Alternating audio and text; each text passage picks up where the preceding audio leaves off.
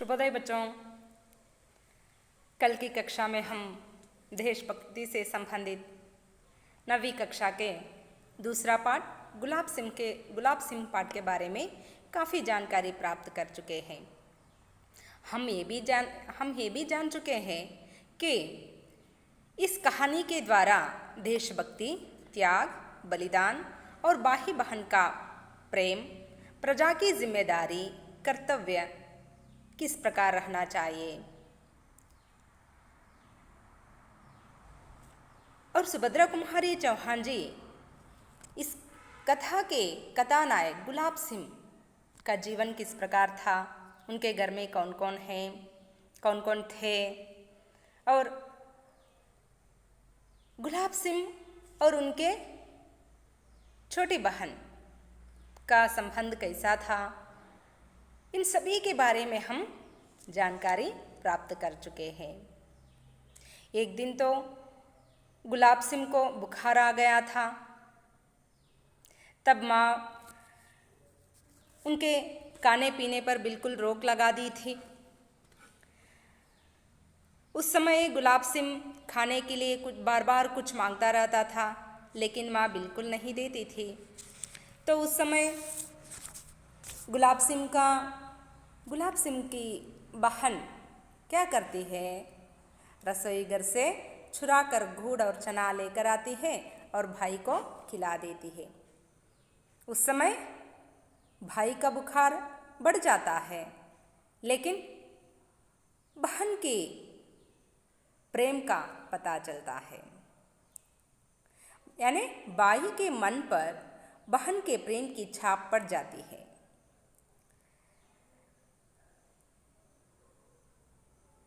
एक घटना है और उनके गांव में एक बार आतंक छा जाता है।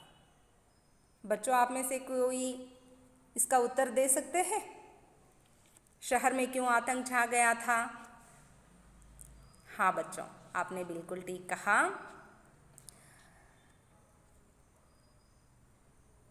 यानी शहर में एक जुलूस निकलना था, पर बादशाह का हुक्म था जुलूस न निकले, इसलिए शहर में आतंक छा गया था। उस समय भाई बहन दोनों आपस में बातचीत करते हैं। भाई कहता है, बड़ा आया बादशाह, क्यों ना निकले जुलूस, क्यों ना निकले हमारा झंडा। तब बहन बोलती है, भैया कौन है यहाँ बादशाह? तब भाई कहता है, होगा कोई, हम पर हुक्म चला रहा है और यहाँ आदेश दिया है कि जुलूस नहीं निकलना चाहिए। और कटु स्वर में भाई बहन से कहता है, हमारा देश जो बादशाह का गुलाम है, हमारा देश बादशाह का गुलाम जो है, इसलिए हम सभी उनके आदेश का पालन कर रहे हैं। अगर हम में स्वाभिमान होता तो हम में स्वाभिमान होता तो हम बादशाह के हर एक आज्ञा का पालन नहीं करते थे। हम अपने अपने घर में बहुत ही खुशी से ईद मना लेते थे, लेकिन सभी बादशाह के गुलाम हैं, इसलिए सभी उनके आज्ञा का पालन कर रहे हैं। तब भाई बहन से कहता है, लेकिन मैं उन लोगों में से एक नहीं हूँ, मैं ज़रूर जुलूस बनाऊंगा, हमारा झंडा फहराऊंगा। तो बहन भी उनके साथ देने के लिए तैयार होती है। तो बच्चों, यहाँ तक हम कल की कक्षा में चर्चा किए थे। तो आज की पाठ में हम देखते हैं उन दोनों मिलकर कैसे जुलूस बनाते हैं, झंडा कैसे बनाते हैं, क्योंकि उन दोनों की सहायता में बड़ों की हाथ नहीं है। वे दोनों ही मिलकर झंडा बनाते हैं, जुलूस निकलते हैं, तो उसका फल क्या होता है? अंत में गुलाब सिंह को क्या भुगतना पड़ता है, ये सारी जानकारी हम आज की कक्षा में प्राप्त कर लेंगे। तो बच्चों, हम पीपीटी के द्वारा आज की कक्षा में यानी भाई बहन कैसे झंडा बनाते हैं, कैसे जुलूस निकलते हैं, इसकी जानकारी प्राप्त कर लेंगे।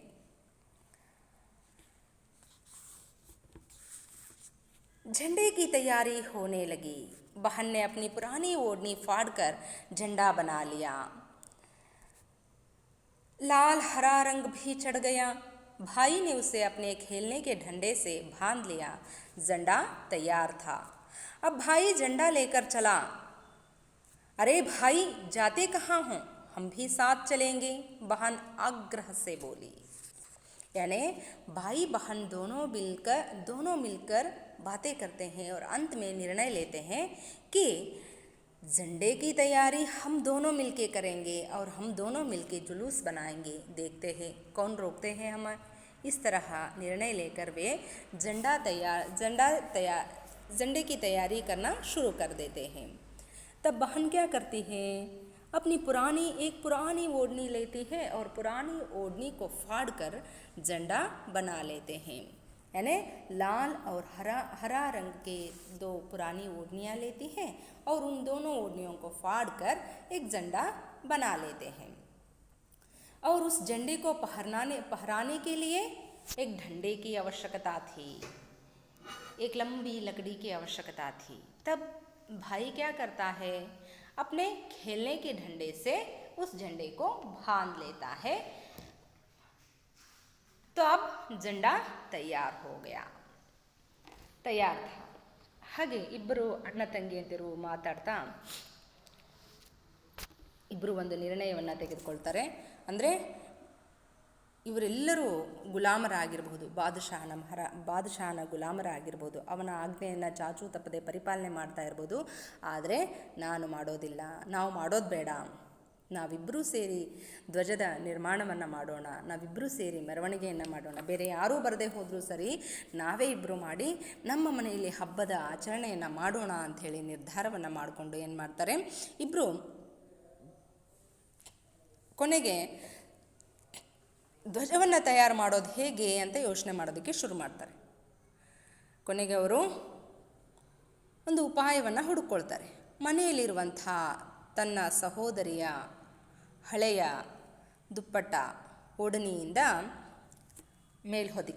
ಮೇಲ್ಹೊದಿಕೆಯಿಂದ ಏನು ಮಾಡ್ತಾರೆ, ಧ್ವಜವನ್ನು ತಯಾರು ಮಾಡಬೇಕು ಅಂಥೇಳಿ ಲಾಲ್ और ಹರಾ ರಂಗಕಿ, ಲಾಲ್ और ಹರಾ ಅಂದರೆ ಕೆಂಪು ಮತ್ತು ಹಸಿರು ಬಣ್ಣದ ಮೇಲ್ವಸ್ತ್ರವನ್ನು ತೆಗೆದುಕೊಂಡು ಅದರಿಂದ ಧ್ವಜವನ್ನು ತಯಾರು ಮಾಡೋದಕ್ಕೆ ಸಿದ್ಧತೆಯನ್ನು ಮಾಡಿಕೊಳ್ತಾರೆ.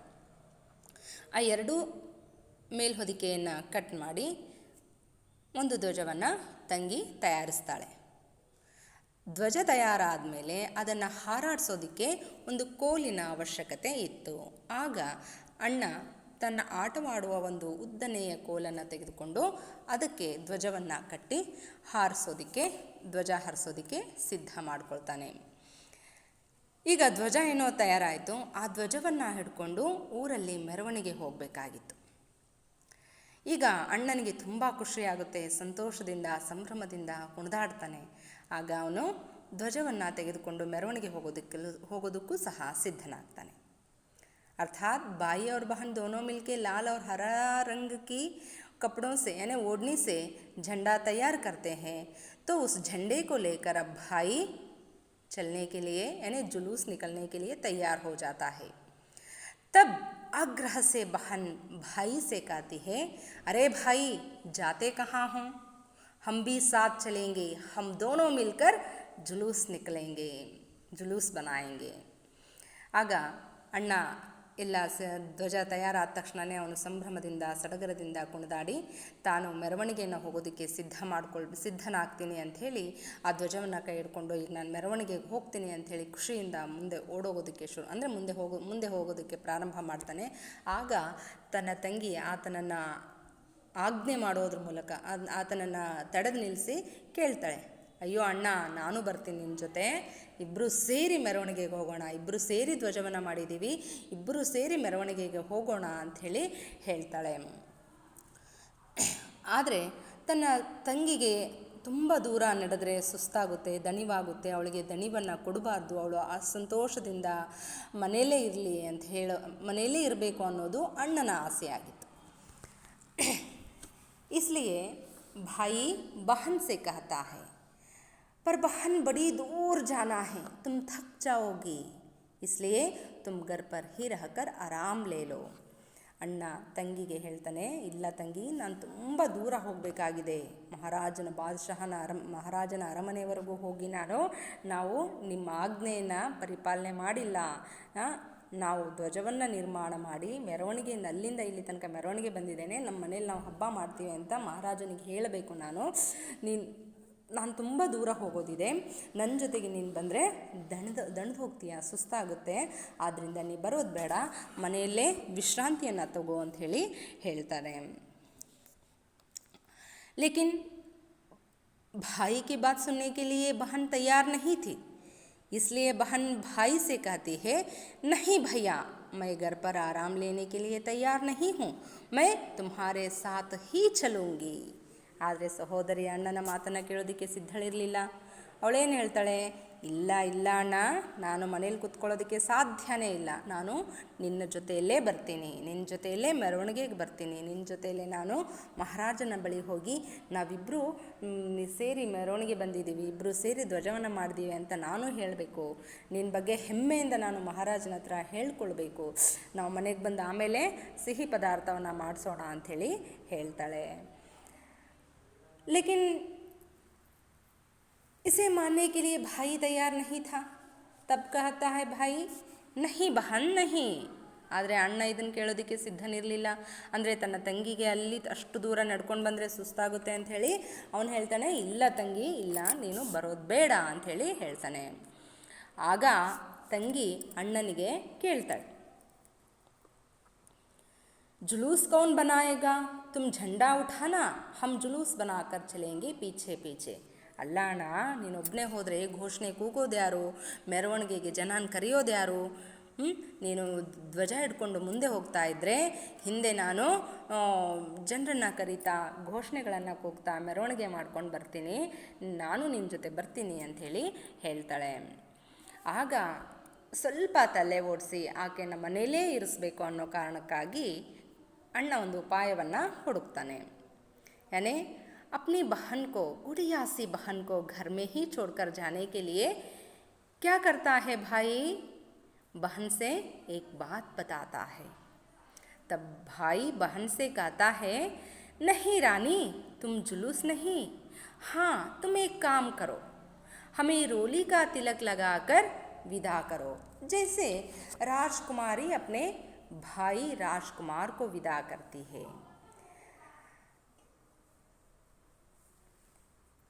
तब भाई बहन से कहता है, नहीं नहीं, तुम मेरे साथ जुलूस निकलने की कोई आवश्यकता नहीं है, तुम घर पर ही रहकर जिस तरह राजा महाराजाओं युद्ध जाते हैं, युद्ध करने के लिए जाते हैं, तब जिस तरह राजकुमार को, महाराजाओं को राजकुमारी रोली का तिलक लगाकर आशीर्वाद देकर भेजते हैं, उसी तरह तुम भी मुझे भेजो.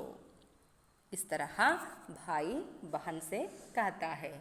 ಆಗ ಅಣ್ಣ ಹೇಳ್ತಾನೆ, ಇಲ್ಲ ತಂಗಿ, ಇಲ್ಲ, ನೀನು ನನ್ನ ಜೊತೆಗೆ ಬರೋದು ಬೇಡ, ನೀನು ಒಂದು ಕೆಲಸವನ್ನು ಮಾಡಬಹುದು. ಏನಪ್ಪ ಅಂತಂದರೆ, ಯಾವ ರೀತಿಯಲ್ಲಿ ರಾಜ ಮಹಾರಾಜರು ರಾಣಿಯರು ಮಹಾರಾಣಿಯರು ತಮ್ಮ ರಾಜಕುಮಾರ ಆಗಿರಬಹುದು, ಮಹಾರಾಜರಾಗಿರಬಹುದು, ಯುದ್ಧದ ಸಂದರ್ಭದಲ್ಲಿ ಯುದ್ಧಕ್ಕೆ ಹೊರಟುವಾಗ ಅವರಿಗೆ ಪೂಜೆಯನ್ನು ಅಂದರೆ ದೇವರಿಗೆ ಪೂಜೆಯನ್ನು ಸಲ್ಲಿಸಿ ಅವರಿಗೆ ವಿಜಯ ತಿಲಕವನ್ನು ಹಚ್ಚಿ ಆರತಿಯನ್ನು ಬೆಳಗಿ ಬೀಳ್ಕೊಡ್ತಾರಲ್ಲ, ಹಾಗೆ ನೀನೂ ಸಹ ಅಷ್ಟೇ ಒಳ್ಳೆಯ ಮನಸ್ಸಿನಿಂದ ಭಗವಂತನ ಹತ್ರ ಪ್ರಾರ್ಥನೆಯನ್ನು ಮಾಡಿಕೊಂಡು ನನಗೆ ವಿಜಯದ ತಿಲಕವನ್ನು ಇಟ್ಟು ನನಗೆ ಆರತಿಯನ್ನು ಎತ್ತಿ ನನ್ನನ್ನು ಬೀಳ್ಕೊಡು ಅಂಥೇಳಿ ಹೇಳ್ತಾನೆ. ಆಗ ನಿಜಕ್ಕೂ ಒಂದು ರೀತಿಯ ಖುಷಿಯಾಗುತ್ತೆ ತಂಗಿಗೆ.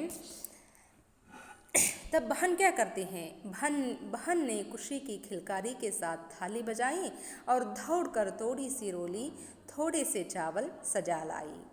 थाली में एक दिया भी जल रहा था, भाई की आरती उतारनी थी। तब बहन क्या करती है, इसे सुनते ही बहुत खुश हो जाती है। यानी भाई जब कहता है कि तुम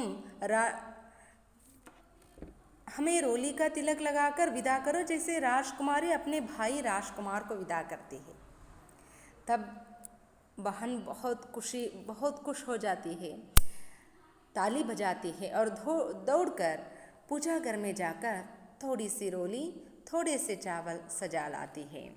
रोली का अर्थ क्या होता है, तिलक लगाने का एक लाल बुकनी। थाली में एक दिया भी जल रहा था, दिया का अर्थ होता है दीप। भाई की आरती उतारनी थी। भाई ಅಣ್ಣ ಹೇಳಿದನ್ನು ಕೇಳಿ ತುಂಬ ಸಂತೋಷದಿಂದ ಕುಣಿದಾಡ್ತಾಳೆ, ಚಪ್ಪಾಳೆ ಬಾರಿಸ್ತಾಳೆ. ಹೋಗಿ ದೇವರ ಮನೆಯಿಂದ ಒಂದು ತಟ್ಟೆಯನ್ನು ಮತ್ತು ತಟ್ಟೆಯಲ್ಲಿ ಕುಂಕುಮದ ಬಟ್ಲನ್ನು, ಅಕ್ಕಿ ಕಾಳನ್ನು, ಹೂವನ್ನು ತೆಗೆದುಕೊಂಡು ಬಂದು ತನ್ನ ಅಣ್ಣನಿಗೆ ಆರತಿಯನ್ನು ಎತ್ತೋದಕ್ಕೆ ಸಿದ್ಧತೆಯನ್ನು ಮಾಡ್ಕೊಳ್ತಾಳೆ. बच्चों हम इस चित्र में देख रहे हैं ना, एक थाली है, थाली में कुमकुम है, कुमकुम के साथ चावल भी है और इस थाली में एक दिया भी जल रहा है। इसी तरह बहन भी अपनी भाई की आरती उतारने के लिए सारी सिद्धता कर लेकर भाई के सामने प्रस्तुत होती है। मुंह के चारों तरफ घूमती ताली एक आभा मंडल बनाने लगी। उसने देवी देवताओं के चित्रों में भी वैसा ही आभा मंडल देखा था। भाई अपनी बहन अपनी भाई की आरती उतारने के लिए इस तरह सारी सिद्धता कर लेती है और उस थाली में रहने वाले रोली से बहन भाई को रोली का तिलक लगाती है और चावल बिखरे कर आरती उतारने लगती है। तब मुंह की चारों तरफ घूमती थाली एक अभामंडल बनाने लगती है। ತನ್ನ ಅಣ್ಣನಿಗೆ ಆರತಿಯನ್ನು ಎತ್ತೋದಕ್ಕಾಗಿ ಎಲ್ಲ ಸಿದ್ಧತೆಯನ್ನು ಈ ಚಿತ್ರದಲ್ಲಿ ಕಾಣೋ ಹಾಗೆ ಒಂದು ತಟ್ಟೆಯಲ್ಲಿ ದೀಪವನ್ನು, ಅರಿಶಿನ ಕುಂಕುಮವನ್ನು, ಅಕ್ಕಿ ಕಾಳನ್ನು ತೆಗೆದುಕೊಂಡು ಬಂದು ಆರತಿಯನ್ನು ಎತ್ತೋದಕ್ಕೆ ಶುರು ಮಾಡ್ತಾಳೆ. ವಿಜಯದ ತಿಲಕವನ್ನು ಇಟ್ಟು, ಕುಂಕುಮದ ತಿಲಕವನ್ನು ಇಟ್ಟು ಭಗವಂತನ ಬಳಿ ಪ್ರಾರ್ಥನೆಯನ್ನು ಮಾಡಿ ತನ್ನ ಅಣ್ಣ ವಿಜಯಶಾಲಿಯಾಗಿ ಬರಬೇಕು ಅಂತ ಪ್ರಾರ್ಥನೆ ಮಾಡಿಕೊಂಡು ಅಣ್ಣನಿಗೆ ಆರತಿ ಎತ್ತೋದಕ್ಕೆ ಶುರು ಮಾಡ್ತಾಳೆ. ಆರತಿ ಎತ್ತುವಂಥ ಸಂದರ್ಭದಲ್ಲಿ ಅಣ್ಣನ ಮುಖದ ಸುತ್ತಲೂ ಒಂದು ದಿವ್ಯವಾದ ಬೆಳಕು ಬಂದಂತೆ ಅವಳಿಗೆ ಭಾಸವಾಗುತ್ತೆ. ಅದನ್ನು ನಾವು ಈ ಚಿತ್ರದಲ್ಲಿ ಕಾಣೋ ಹಾಗೆ ದೇವರ ತಲೆಯ ಹಿಂಭಾಗದಲ್ಲಿ ಒಂದು ಹೊಂಬೆಳಕಿದೆ, ವಿಶೇಷವಾದಂಥ ಒಂದು ಪ್ರಕಾಶವಿದೆ. ಆ ಪ್ರಕಾಶ ನಾವು ಸಾಮಾನ್ಯವಾಗಿ ಯಾವುದೇ ಚಲನಚಿತ್ರಗಳಲ್ಲಿ, ನಾವು ದೂರದರ್ಶನದಲ್ಲಿ ಚಲನಚಿತ್ರಗಳನ್ನು ವೀಕ್ಷಣೆ ಮಾಡುವಂಥ ಸಂದರ್ಭದಲ್ಲಿ ತಪಸ್ಸನ್ನು ಆಚರಿಸಿದಂಥ ಒಬ್ಬ ಭಕ್ತನಿಗೆ ದೇವರು ಪ್ರತ್ಯಕ್ಷವಾದಾಗ ಆ ದೇವರ ಹಿಂದೆ ಆ ರೀತಿಯ ಹೊಂಬೆಳಕನ್ನು, ಪ್ರಕಾಶವನ್ನು ನಾವು ನೋಡ್ತೀವಿ. ಅದೇ ರೀತಿಯ ಪ್ರಕಾಶವನ್ನು ಆ ತಂಗಿ ತನ್ನ ಅಣ್ಣನ ಹಿಂಭಾಗದಲ್ಲಿ ಕಾಣ್ತಾಳೆ. ಅಂದರೆ ಅವಳಿಗೆ ಒಂದು ರೀತಿಯ ಸಂತೋಷ ಆಗುತ್ತೆ. ದೇವಾನುದೇವತೆಗಳಿಗಿರುವಂತಹ ಶಕ್ತಿ ನನ್ನ ಅಣ್ಣನಿಗಿದೆ, ಆದ್ದರಿಂದ ಇಂಥ ಒಂದು ಪ್ರಕಾಶ ನನ್ನ ಅಣ್ಣನ ಹತ್ರ ನನಗೆ ಕಾಣಿಸ್ತಾ ಇದೆ, ಗೋಚರವಾಗ್ತಾ ಇದೆ. ಅದರಿಂದ ನನ್ನ ಅಣ್ಣ ನಿಜಕ್ಕೂ ಸಹ ವಿಜಯಶಾಲಿಯಾಗಿ ಬರ್ತಾನೆ ಅಂತೇಳಿ ಅವಳು ಸಂತೋಷ ಪಡ್ತಾಳೆ. बहन ने भाई के माथे पर तिलक लगाया, चावल बिखराए। तब भाई ने बहन के पैर छुए और विधा ली। बहन ने भाई के सिर पर हाथ फेरा और बलैया ली। बहन तन सहोदरी अಣ್ಣನ ಹಣೆಗೆ, ಮಾಥೆ का अर्थ होता है ಹಣೆ, ಹಣೆಗೆ ಕುಂಕುಮದ ತಿಲಕವನ್ನು ಇಡ್ತಾಳೆ. ತಲೆಯ ಮೇಲೆ ಅಕ್ಷತೆ ಕಾಳನ್ನು ಹಾಕಿ ಅಣ್ಣನಿಗೆ ಆರತಿಯನ್ನು ಎತ್ತುತ್ತಾಳೆ. ಆಗ ಅಣ್ಣ ತನ್ನ ತಂಗಿಯ ಪಾದಗಳಿಗೆ ನಮಸ್ಕರಿಸಿ ಆಶೀರ್ವಾದವನ್ನು ತೆಗೆದುಕೊಂಡು ತಾನು ಯುದ್ಧಕ್ಕೆ ಸಿದ್ಧರಾಗಿ ರಾಜ ಮಹಾರಾಜರು ಹೊರಡೋ ಹಾಗೆ ತಾನೂ ಸಹ ತಾವೇ ತಯಾರಿಸಿದಂಥ ಧ್ವಜವನ್ನು ಹಿಡ್ಕೊಂಡು ಹೊರಗಡೆ ಬರ್ತಾನೆ. ಆ ತಂಗಿ ತುಂಬ ಮನಸ್ಸಿನಿಂದ ಶುಭವನ್ನು ಹಾರೈಸ್ತಾಳೆ. ವಿಜಯಶಾಲಿಯಾಗಿ ಬಾ ಮಗು ಅನ್ನೋ ರೀತಿಯಲ್ಲಿ ತುಂಬ ಮನಸ್ಸಿನಿಂದ ಶುಭ ಹಾರೈಕೆಯನ್ನು ಮಾಡ್ತಾಳೆ. अब वह झंडा लेकर चला। बहन दरवाजे पर खड़ी देखती रह गई। कहानियों की राजकुमारी इसी तरह विदा देती है। वह झंडे को लहराते हुए ले जाते भाई को दूर तक देखती रही। जब बहन भाई के माथे पर तिलक लगाकर, चावल बिखराकर, आरती उतारकर विदा करती है, तब भाई झंडा लेकर निकलता है। बहन दरवाजे पर खड़ी होकर भाई को दूर दूर तक जाने तक देखती रहती है। जिस तरह राजा महाराजाओं के राजकुमारी जिस तरह राजकुमार को विदा करती है, ठीक उसी तरह बहन अपने भाई को विदा करती है। और भाई झंडे को लहराते हुए बहुत दूर तक दे जाता है और भाई को दूर तक जाते हुए बहन दरवाजे पर खड़े होकर ही देखती रहती है। ತಂಗಿ ತನ್ನ ಅಣ್ಣನಿಗೆ ವಿಜಯದ ತಿಲಕವನ್ನು ಇಟ್ಟು ಅಕ್ಷತೆ ಕಾಳನ್ನು ಹಾಕಿ ಆರತಿಯನ್ನು ಎತ್ತಿ ಬೀಳ್ಕೊಡ್ತಾಳೆ. ತುಂಬ ಮನಸ್ಸಿನಿಂದ ಶುಭ ಹಾರೈಸಿ ಬೀಳ್ಕೊಡ್ತಾಳೆ. ತಂಗಿಯಿಂದ ಶುಭ ಹಾರೈಕೆಯನ್ನು ಪಡ್ಕೊಂಡಂಥ ಅಣ್ಣ ಧ್ವಜವನ್ನು ಹಿಡ್ಕೊಂಡು ಮೆರವಣಿಗೆಗೆ ಸಿದ್ಧನಾಗಿ ಹೊರಗಡೆ ಬರ್ತಾನೆ. ಸಾಮಾನ್ಯವಾಗಿ ಕಥೆಗಳಲ್ಲಿ, ನಾಟಕಗಳಲ್ಲಿ, ಚಲನಚಿತ್ರಗಳಲ್ಲಿ ಒಬ್ಬ ರಾಜಕುಮಾರನನ್ನು ಬಾಗಿಲ ಬಳಿ ನಿಂತ್ಕೊಂಡು ಯಾವ ರೀತಿಯಾಗಿ ಬೀಳ್ಕೊಡ್ತಾಳೋ ಅದೇ ರೀತಿಯಾಗಿ ಆ ತಂಗಿ ತನ್ನ ಅಣ್ಣನನ್ನು ಬೀಳ್ಕೊಡ್ತಾಳೆ. ಮತ್ತು ಅದೇ ಬಾಗಿಲದ ಬಳಿ ನಿಂತು ತನ್ನ ಅಣ್ಣ ತುಂಬ ದೂರ ಧ್ವಜವನ್ನು ಹಾರಾಡಿಸ್ತಾ ಹೋಗ್ತಾ ಇರೋದನ್ನು, ಸಂತೋಷದಿಂದ ಕುಣಿದಾಡ್ತಾ ಹೋಗ್ತಾ ಇರೋದನ್ನು ಕಂಡು ಸಂತೋಷ ಪಡ್ತಾಳೆ. ಮತ್ತು ತುಂಬ ದೂರ ಹೋಗೋವರೆಗೂ ಅಲ್ಲೇ ನಿಂತ್ಕೊಂಡು ಅಣ್ಣನನ್ನು ವೀಕ್ಷಿಸ್ತಾ ಇದ್ಲು. कुछ दूर जाने पर बादशाह के सिपाहियों ने झंडे वाले को रोका. बहन तो भाई को बहुत ही अच्छी तरह से भगवान से प्रार्थना करके घर से विदा करती है. लेकिन कुछ दूर जाने पर बादशाह के सिपाहियों ने झंडे वाले को यानी भाई को रोक देते हैं. ಭಗವಂತನ ಪ್ರಾರ್ಥನೆಯೊಂದಿಗೆ, ಶುಭ ಹಾರೈಕೆಯೊಂದಿಗೆ ತಂಗಿ ಅಣ್ಣನನ್ನು ಬೀಳ್ಕೊಡ್ತಾಳೆ. ಆ ರೀತಿ ತಂಗಿಯಿಂದ ಬೀಳ್ಕೊಡುಗೆಯನ್ನು ಪಡೆದಾದ ಮೇಲೆ ಅಣ್ಣ ಧ್ವಜವನ್ನು ಹಾರಾಡಿಸ್ತಾ ಊರ ಮುಖ್ಯ ರಸ್ತೆಗಳಲ್ಲಿ ಮೆರವಣಿಗೆ ಬರೋದಕ್ಕೆ ಬರ್ತಾ ಇರ್ತಾನೆ. ಆಗ ಸ್ವಲ್ಪ ದೂರ ಹೋದ ನಂತರ ಆ ಬಾದಶಾಹನ ಸೈನಿಕರು ಆತನನ್ನು ತಡೆದು ನಿಲ್ಲಿಸ್ತಾರೆ. ವಾಹನ ರುಕ. ಆದರೆ ಸೈನಿಕರ ಮಾತಿಗೆ ಕಿವಿ ಕೊಡದೆ ಅವನು ಮುಂದೆ ಸಾಗ್ತಾ ಇರ್ತಾನೆ. ಅವನ ತಲೆಯಲ್ಲಿ ಇದ್ದಿದ್ದೇನು, ನಾವು ಮೆರವಣಿಗೆ ಹೋಗಬೇಕು, ಮನೆಯಲ್ಲಿ ಹಬ್ಬವನ್ನು ಆಚರಿಸಬೇಕು, ನಮ್ಮ ಜೊತೆಗೆ ಇಡೀ ಊರಿನ ಜನ ಇವತ್ತು ಸಂತೋಷದಿಂದ ಇರಬೇಕು. ಯಾಕಂದರೆ ಈ ಒಂದು ದಿನಕ್ಕಾಗಿ ಅವರು ಎಷ್ಟೋ ವರ್ಷಗಳಿಂದ ಕಾದು ತಮ್ಮ ದುಡಿಮೆಯ ಒಂದು ಸ್ವಲ್ಪ ಅಂಶವನ್ನು ಇದಕ್ಕಾಗಿಯೇ ಸೀಮಿತವಾಗಿಟ್ಟು ಕನಸುಗಳನ್ನು ಕಾಣ್ತಾ ಇದ್ದರು. ಅವರ ಕನಸಾಗಿ ಉಳಿಯೋದು ಬೇಡ, ಸಂತೋಷ ಪಡಲಿ ಎಲ್ಲರೂ ಅನ್ನೋದೊಂದೇ ಅವನ ತಲೆಯಲ್ಲಿತ್ತು. ಹಾಗಾಗಿ ಆ ಸೈನಿಕರ ಮಾತಿಗೆ ಕಿವಿಗೊಡದೇ ಅವರು ಮುಂದೆ ಸಾಗ್ತಾ ಇದ್ದರು. ಬಾದಶಾह के सिपाहियों ने गोली चला दी. जब बादशाह के सिपाहियों ने झंडे वाले को रोकते हैं लेकिन वहाँ नहीं रोकता है, तब बादशाह के सिपाहियाँ क्या करते हैं, उस पर गोली चला देते हैं. तब वहाँ नीचे गिर जाता है लेकिन झंडा ना गिरता है, वहाँ उसके हाथ में था. ಅಣ್ಣ ಇವತ್ತು ಮೆರವಣಿಗೆಯನ್ನು ಮಾಡಲೇಬೇಕು,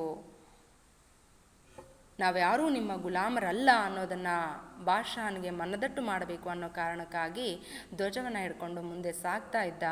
ಆಗ ಬಾದಶಾಹನ ಸಿಪಾಯಿಗಳು ಆತನನ್ನು ತಡೀತಾರೆ. ಆದರೆ ಅವರ ಮಾತಿಗೆ ಕಿವಿಗೊಡದೆ ಮುಂದೆ ಸಾಗ್ತಾ ಇದ್ದಂಥ ಗುಲಾಬ್ ಸಿಂಹನನ್ನು ತಡೆದರೂ ಅವನು ನಿಲ್ಲದೇ ಇದ್ದ ಕಾರಣಕ್ಕಾಗಿ ಆ ಸೈನಿಕರು ಆತನ ಮೇಲೆ ಗುಂಡನ್ನು ಹಾರಿಸ್ತಾರೆ. ಆಗ ಅವನು ಕೆಳಗಡೆ ಬೀಳ್ತಾನೆ. ಆದರೆ ಧ್ವಜವನ್ನು ಮಾತ್ರ ಕೆಳಗಡೆ ಬೀಳೋದಕ್ಕೆ ಬಿಡೋದಿಲ್ಲ, ಅದನ್ನು ತನ್ನ ಕೈಯಿಂದ ಮೇಲೇ ಎತ್ತಿಟ್ಕೊಂಡಿರ್ತಾನೆ. ಆತ ಎಷ್ಟೇ ಪ್ರಾಣ ಸಂಕಟದಿಂದ ಒದ್ದಾಡ್ತಾ ಇದ್ದರೂ ಸಹ ಧ್ವಜ ನೆಲಕ್ಕುರುಳದೆ ಹಾಗೆ ಅದನ್ನು ಮೇಲೆತ್ತಿಟ್ಕೊಂಡೇ ತನ್ನ ಕೈಯಿಂದ ಮೇಲೇ ಎತ್ತಿಟ್ಕೊಂಡು ತನ್ನ ಪ್ರಾಣವನ್ನು ಬಿಗಿಯಾಗಿ ಹಿಡಿದಿಟ್ಕೊಂಡಿರ್ತಾನೆ. गोली चलते देख कोई उसके पास न आया. बहन ने भाई को गिरते देखा, वहाँ दौड़ पड़ी. सभी लोग तो बाहर ही थे, लेकिन उतनी धैर्य किसी में भी नहीं थी जो बादशाह का हुक्म का आज्ञा का धिक्कार करके भाई की सहायता के लिए दौड़ पड़े. गोली चलते देखकर कोई उसके पास न आए, लेकिन बहन ने भाई को गिरते देखती है तो वहाँ भाई की सहायता के लिए दौड़ पड़ती है. ಬಾದಶಾಹನ ಆಜ್ಞೆಯಾಗಿದ್ರೂ ಸಹ ಅಣ್ಣ ತಂಗಿಯರಿಬ್ಬರೂ ಸೇರಿ ಧ್ವಜದ ನಿರ್ಮಾಣವನ್ನು ಮಾಡ್ತಾರೆ. ಆ ಧ್ವಜವನ್ನು ಇಟ್ಕೊಂಡು ತಮ್ಮ ಅಣ್ಣ ಮೆರವಣಿಗೆಗೆ ಹೊರಡ್ತಾನೆ. ಮೆರವಣಿಗೆಗೆ ಹೊಂಟಂಥ ಸಂದರ್ಭದಲ್ಲಿ ಆತನನ್ನು ಬಾದಶಾಹನ ಸಿಪಾಯಿಗಳು ಆತನನ್ನು ತಡೆದು ನಿಲ್ಲಿಸ್ತಾರೆ. ಆದರೆ ಅವರ ಮಾತಿಗೆ ಕಿವಿಗೊಡದೆ ಮುಂದೆ ಸಾಗ್ತಾ ಇದ್ದಂಥ ಸಹೋದರನ ಮೇಲೆ ಬಾದಶಾಹದ ಸಿಪಾಯಿಗಳು ಗುಂಡನ್ನು ಹಾರಿಸ್ತಾರೆ. ಆಗ ಅವನು ಕೆಳಗುರುಳ್ತಾನೆ. ಆದರೆ ಧ್ವಜವನ್ನು ಕೆಳಗುರುಳೋದಕ್ಕೆ ಬಿಡೋದೇ ಇಲ್ಲ. ಗುಂಡು ಹಾರಿಸಿದ್ದನ್ನು ನೋಡಿ ಇರುವಂಥ ಧೈರ್ಯ, ಅಲ್ಲಿ ಸುತ್ತಮುತ್ತ ಇರುವಂಥ ಧೈರ್ಯ ಕುಗ್ಗಿ ಹೋಗುತ್ತೆ. ಯಾರೂ ಸಹ ಆತನ ಸಹಾಯಕ್ಕೆ ಬರುವಂಥ ಧೈರ್ಯವನ್ನು ಮಾಡೋದಿಲ್ಲ. ಯಾಕಂತಂದರೆ ಅವನಿಗಾದಂಥ ಪರಿಸ್ಥಿತಿ ನಮಗೂ ಆಗಬಹುದು ಅನ್ನೋ ಕಾರಣಕ್ಕೆ ಪ್ರಾಣ ಭಯದಿಂದ ಹೆದರಿ ಎಲ್ಲರೂ ಸಹ ಆತ ಪ್ರಾಣ ಸಂಕಟದಿಂದ ಒದ್ದಾಡ್ತಾ ಇರೋದನ್ನು ನೋಡಿ ಸುಮ್ಮನೆ ನಿಂತ್ಕೊಳ್ತಾರೆ. ಆದರೆ ಬಾಗಿಲ ಬಳಿಯೇ ನಿಂತು ತನ್ನ ಅಣ್ಣನನ್ನು ನೋಡ್ತಾ ಇದ್ದಂಥ ತಂಗಿ ಯಾವಾಗ ಅಣ್ಣ ನೆಲಕ್ಕೆ ಬಿದ್ದ ಅನ್ನೋದನ್ನು ನೋಡಿದ್ಲೋ ಆಗ ಆರತಿ ತಟ್ಟೆಯನ್ನು ಅಲ್ಲೇ ಇಟ್ಟು ಅಣ್ಣನ ಸಹಾಯಕ್ಕೆ ಓಡೋಡಿ ಬರ್ತಾಳೆ. ಭಾಯಿ ಖೂನ್ ಸೆ ಲತ್ಪತ್ ಪಡಾ ಥಾ ವहाँ ಪುಕಾರ್ತಿ ರಹಿ ಭಯ್ಯಾ ಭಯ್ಯಾ. ಆಗ ತನ್ನ ಅಣ್ಣ ಕೆಳಕ್ಕೆ ನೆಲಕ್ಕುರುಳುತ್ತಾ ಇರೋದನ್ನು ಕಂಡು ಅಣ್ಣನ ಸಹಾಯಕ್ಕಾಗಿ ಓಡೋಡಿ ಬರ್ತಾಳೆ ತಂಗಿ. ಬಂದು ಅಣ್ಣನನ್ನು ಕೂಗ್ತಾಳೆ. ಅಣ್ಣ ಏನಾಯಿತು ನಿನಗೆ, ಏನಾಯ್ತು ಅಣ್ಣ, ಅಣ್ಣ ಅಣ್ಣ ಅಂತ ಸಂಕಟದಿಂದ ಕೂಗ್ತಾ ಇರ್ತಾಳೆ. ಆ ತಂಗಿಯ ಕರುಣೆಯ ಕೂಗನ್ನು ಕೇಳಿ ಅಣ್ಣನಿಗೆ ಎಚ್ಚರವಾಗುತ್ತೆ. बहन की पुकार सुनकर भाई के प्राण मानो यहाँ अमृतवाणी सुनकर लौट पड़े. वहाँ बोला तू आ गई यहाँ झंडा ले. ತನ್ನ ಅಣ್ಣನ ಕೆಳಗುರುಳೋದನ್ನು, ಅಣ್ಣ ಕೆಳಗೆ ಬೀಳ್ತಾ ಇರೋದನ್ನು ಕಂಡು ಭಯ್ಯ ಭಯ್ಯ ಅಂತ ಕೂಗ್ತಾ ಓಡಿ ಬಂದು ಆತನನ್ನು ತನ್ನ ತೊಡೆ ಮೇಲೆ ಮಲಗಿಸ್ಕೊಳ್ತಾಳೆ. ಆ ತಂಗಿಯ ಧ್ವನಿ ಆತನಿಗೆ ಅಮೃತವಾಣಿಯಂತೆ ಕೇಳಿಸುತ್ತೆ. ಆಗ ಕಣ್ಣು ತೆಗೆದು ನೋಡಿ, ನೀನು ಬಂದುಬಿಟ್ಟೆ ಆ ತಂಗಿ, ಒಳ್ಳೆಯದಾಯಿತು ಬಂದಿದ್ದು, ತಗೋ ಈ ಧ್ವಜವನ್ನು ಧ್ವಜ ಕೆಳಗೆ ಬೀಳೋದಕ್ಕೆ ಬಿಡಬೇಡ ಅಂಥೇಳಿ ಕೊನೆಯ ಉಸಿರನ್ನು ಕಣ್ಣು ಮುಚ್ಕೊಳ್ತಾನೆ. ಬಹನ್ನೇ ಝಂಡಾ ತಾಮ್ಲಿಯಾ. ತನ್ನ ಅಣ್ಣನ ಕೈಯಿಂದ ಧ್ವಜವನ್ನು ತಂಗಿ ತೆಗೆದುಕೊಳ್ತಾಳೆ. ಭಾಯಿ ಚಲಾ ಗಯಾ ಬಹುತ್ ರೋಯಿ ಪರ್ ಜಂಡಾ ಹಾತ್ ಮೇ ಉಠಾಯೇ ರಹಿ. ತನ್ನ ಅಣ್ಣನ ಕೈಯಿಂದ ಧ್ವಜವನ್ನು ತಂಗಿ ತೆಗೆದುಕೊಳ್ತಾಳೆ. ತಂಗಿಯ ಕೈಗೆ ಧ್ವಜವನ್ನು ಒಪ್ಪಿಸಿದ ತಕ್ಷಣ ಅಣ್ಣ ಕಣ್ಣು ಮುಚ್ಕೊಳ್ತಾನೆ, ಕೊನೆ ಉಸಿರು ಎಳಿತಾನೆ, ವೀರ ಮರಣವನ್ನು ಹೊಂದುತ್ತಾನೆ. ಜಬ್ ಭಾಯಿ ಚಲಾ ಜಾತಾ ಹೈ ತಬ್ ಬಹನ್ ಬಹುತ್ ರೋತಿ ಹೈ ಪರ್ ಜಂಡಾ ಹಾತ್ ಮೇ ಉಠಾಯೇ ರಹತಿ ಹೈ. ತನ್ನ ಅಣ್ಣ ಕೊನೆ ಉಸಿರೆಳೆದಿರೋದನ್ನು ನೋಡಿ, ವೀರ ಮರಣವನ್ನು ಹೊಂದಿದ್ದನ್ನು ನೋಡಿ ತಂಗಿ ತುಂಬ ದುಃಖ ಪಡ್ತಾಳೆ, ತುಂಬ ಅಳ್ತಾಳೆ. ಆದರೆ ಆ ಧ್ವಜವನ್ನು ಕೆಳಗೆ ಬೀಳೋದಕ್ಕೆ ಬಿಡೋದಿಲ್ಲ. ಧ್ವಜವನ್ನು ಎತ್ತಿ ಮೇಲೆ ಹಿಡ್ಕೊಂಡೇ ತನ್ನ ಅಣ್ಣ ವೀರ ಮರಣವನ್ನು ಹೊಂದಿದ್ದಕ್ಕಾಗಿ ಕಣ್ಣೀರಿಡ್ತಾ ಇದ್ಲು. ಬಾದಶಾಹ ಕಿ ಸಿಪಾಯಿ ಮಾನೋ ಘಡ್ ಜೀತ್ ಕರ್ ಚಲೆ ಗಯೆ. लोग भागे आए, उन्होंने भाई की देह उठाए. आगे आगे झंडा लिए बहन चलने लगी. ಬಾದಶಾಹನ ಸಿಪಾಯಿಗಳು, ಸೈನಿಕರು ತಾವು ಹಿಡಿದಂಥ ಹಠವನ್ನು ಬಿಡಲಿಲ್ಲ. ಬಾದಶಾಹನ ಆಜ್ಞೆಯಂತೆ ಮೆರವಣಿಗೆಗೆ ಯಾರು ಹೊರಡ್ತಾರೋ, ಧ್ವಜವನ್ನು ಯಾರು ಹಾರಿಸ್ತಾರೋ ಅವರನ್ನು ಕಂಡಲ್ಲಿ ಗುಂಡು ಹಾರಿಸಿ ಅಂತ ಆಜ್ಞೆಯನ್ನು ಮಾಡಿರ್ತಾನೆ. ಆ ಬಾದಶಾಹನ ಆಜ್ಞೆಯನ್ನು ಸೈನಿಕರು ಪಾಲಿಸ್ತಾರೆ. ಆದರೆ ಯಾವಾಗ ಆ ಸಣ್ಣ ಕಂದಮ್ಮ ಅಂದರೆ ತಂಗಿ ಬಂದು ತನ್ನ ಅಣ್ಣನ ಸಹಾಯಕ್ಕೆ ನಿಲ್ತಾಳೋ ಅದನ್ನು ನೋಡಿ ಅಲ್ಲಿರುವಂಥ ಎಲ್ಲ ಜನರು ಅವಳಿಗಿರೋಷ್ಟು ಪ್ರೀತಿ, ಅವಳಿಗಿರೋಷ್ಟು ಕರುಣೆ, ಅವಳಿಗಿರೋಷ್ಟು ಸ್ವಾಭಿಮಾನ ನಮಗಿಲ್ಲದೆ ಹೋಯ್ತಲ್ಲ ಅಂಥೇಳಿ ಆ ಇಬ್ಬರು ಅಣ್ಣ ತಂಗಿಯಂದರ ಸಹಾಯಕ್ಕೆ ತಾವೂ ಸಹ ಧಾವಿಸಿ ಬರ್ತಾರೆ. ಅವರೆಲ್ಲರೂ ಸೇರಿ ತನ್ನ ಆ ಅಣ್ಣನ ಆ ಬಾಲಕನ ದೇಹವನ್ನು ಎತ್ತಿಡ್ಕೊಂಡು ಮುಂದೆ ಮೆರವಣಿಗೆಗೆ ಹೊರಡ್ತಾರೆ. ಅವರ ಮುಂದೆ ನಿಂತ್ಕೊಂಡು ಆ ತಂಗಿ ತಾವೇ ಮನೆಯಲ್ಲಿ ಸಿದ್ಧ ಮಾಡಿರುವಂತಹ ಧ್ವಜವನ್ನು ಕೈಲಿಟ್ಕೊಂಡು ಮುಂದೆ ಮೆರವಣಿಗೆ ಮಾಡ್ತಾ ಮುಂದೆ ಸಾಗ್ತಾ ಇರ್ತಾಳೆ. ಆಕೆಯನ್ನು ಉಳಿದವರು ಹಿಂಬಾಲಿಸ್ಕೊಂಡು ಹೋಗ್ತಾ ಇದ್ರು. ಬಾದಶಾಹ ಕಾ ಹುಕುಮ್ ಥಾ ಜುಲೂಸ್ ನಹಿ ನಿಕ್ಲೇಗಾ. बादशाह का हुक्म क्या था? जुलूस नहीं निकलना चाहिए, लेकिन जुलूस तो निकला। झंडा नहीं निकलेगा, झंडा भी निकला और बड़ी शान से निकला। यह बालक था गुलाब सिंह, जो अपनी सुगंध बिखेर कर चला गया। अब ನಗರದ ಬಾದಶಾಹನ ಆಜ್ಞೆ ಆಗಿತ್ತು, ಯಾರೂ ಮೆರವಣಿಗೆಯನ್ನು ಹೊರಡಿಸೋ ಹಾಗಿಲ್ಲ, ಧ್ವಜವನ್ನು ಹಾರಿಸೋ ಹಾಗಿಲ್ಲ, ಸಂಭ್ರಮದಿಂದ ಹಬ್ಬದ ಆಚರಣೆಯನ್ನು ಮಾಡೋ ಹಾಗಿಲ್ಲ ಅಂತ. ಆದರೆ ಈ ಗುಲಾಬ್ ಸಿಂಗ್ ಅನ್ನೋ ಬಾಲಕ ತನ್ನ ಪ್ರಾಣವನ್ನು ತ್ಯಾಗ ಮಾಡಿ ಇಡೀ ಊರಿನ ಜನ ಹಬ್ಬ ಆಚರಣೆ ಮಾಡೋದಕ್ಕೆ ಅವಕಾಶವನ್ನು ಕಲ್ಪಿಸಿಕೊಟ್ಟ. ಅಂದರೆ ಮೆರವಣಿಗೆಯೂ ಸಹ ತುಂಬ ವಿಜೃಂಭಣೆಯಿಂದ ಮೆರವಣಿಗೆ ಆಯಿತು. ಧ್ವಜನೂ ಸಹ ತುಂಬ ಗೌರವದಿಂದ ಧ್ವಜವನ್ನು ಸಹ ಹಾರಿಸಲಾಯಿತು. ಇದೆಲ್ಲ ಆಗಿದ್ದು ಯಾರಿಂದ? ಗುಲಾಬ್ ಸಿಂಗ್ ಅನ್ನೋ ಬಾಲಕನಿಂದ, ಅವನ ಧೈರ್ಯದಿಂದ, ಅವನ ಕರುಣೆಯಿಂದ, ಅವನ ಸ್ವಾಭಿಮಾನದಿಂದ, ಅವನಿಗಿದ್ದಂಥ ದೇಶಾಭಿಮಾನದಿಂದ ಎಲ್ಲರೂ ಸಹ ಇಲ್ಲಿ ಹಬ್ಬವನ್ನು ಆಚರಣೆ ಮಾಡೋದಕ್ಕೆ ಸಾಧ್ಯವಾಯಿತು. तो बच्चों, ये था गुलाब सिंह पाठ का विवरण। तो बच्चों, इस पाठ में क्या दिए गए हैं, इस पाठ का अर्थ क्या है, वो सब भी आप सभी बहुत अच्छी तरह से जान चुके होंगे।